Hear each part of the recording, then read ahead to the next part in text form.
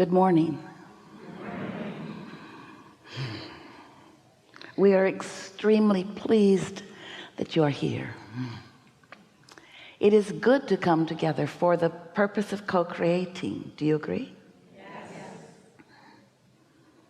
Are you knowing what you are wanting? That's a good thing. Being clear about what you want is so helpful. Being clear about what you want helps you to know what you're doing vibrationally. In other words, if you're clear about what you want and for some reason you are observing something that opposes it, or remembering something or believing something that is in contradiction to your desire, if your desire is focused and sharp and clear within you, then your emotional guidance system will let you know the offness of your vibrational mix.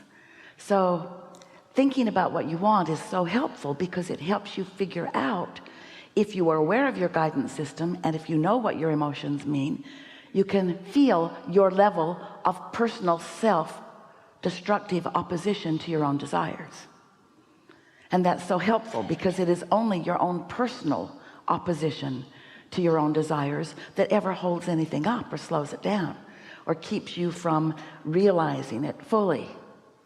Did you get that? In other words, no one else can affect you. Oh well, your attention to them and your reaction to them, and therefore your vibrational response to them, which is included in your vibrational mix, certainly that does affect you, but you have so much more control over your vibrational mix than you know. And being clear about what you want is really an important first step in the stronger activation of your emotional guidance system. If someone called you on the phone and said, hello, you don't know me, I'm just calling you to tell you that I will never call you again, you would not have a strong emotional reaction to that. You'd say, okay, goodbye. But if someone you care about called you and delivered that news to you, you would have a strong emotional response to that because your desire about your relationship with that person is being challenged by what you believe to be something that's happening in the moment. The condition of the moment and your response to it has activated a vibration within you that's in your way. Well, it seems perfectly logical that under those conditions and a lot of conditions that you would feel negative emotion, and you certainly would be justified in proclaiming your justification. We get it. When life comes to you, or it feels like it comes at you, it's really coming to you in response to your vibration. Law of attraction is bringing it to you.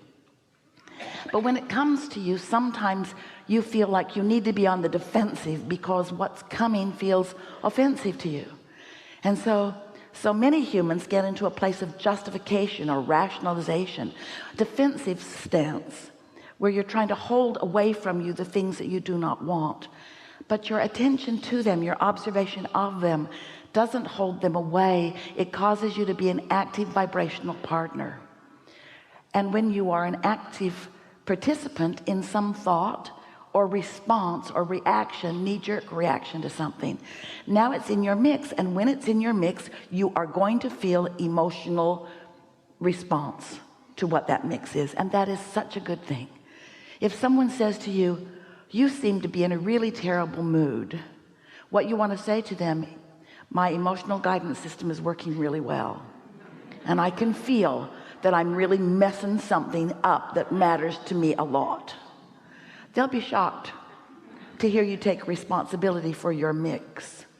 But unless you are, if you say, oh yeah, you know what that guy did, you know what that person did over there, that person did this thing and it made me feel this way.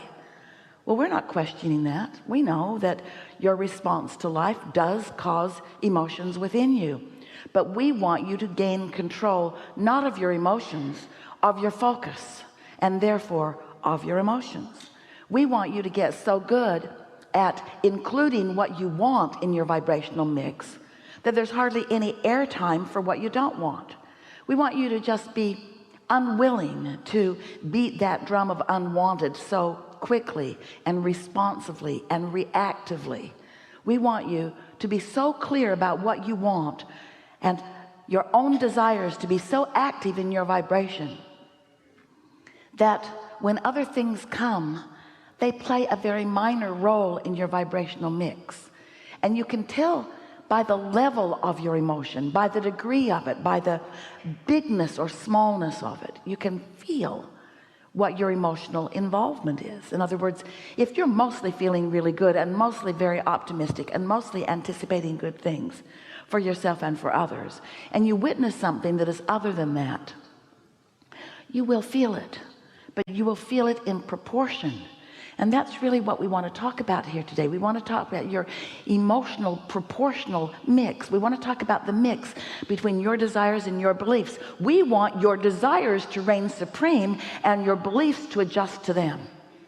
We don't want you to have been dragging a belief around of your inadequacy or of the injustice or unfairness of the world.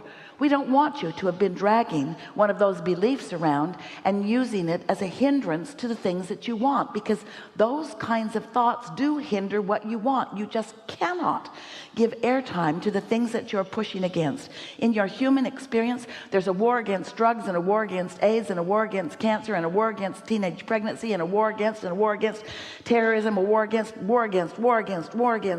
and every single one of them getting bigger. Because what you give your attention to, you attract to you. There is no such thing as the law of exclusion or the law of get that away from me. There is no such thing.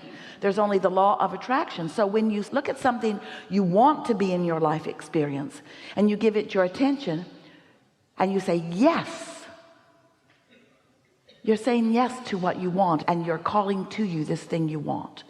But when you look at something that you do not want and you are shouting no at it, you're actually saying yes to this thing that you do not want, because there's no such thing as yes and no in a vibrational universe. There's just attention to it or not attention to it, and your attention to it is always inviting it into your experience. Oh, so much to talk about.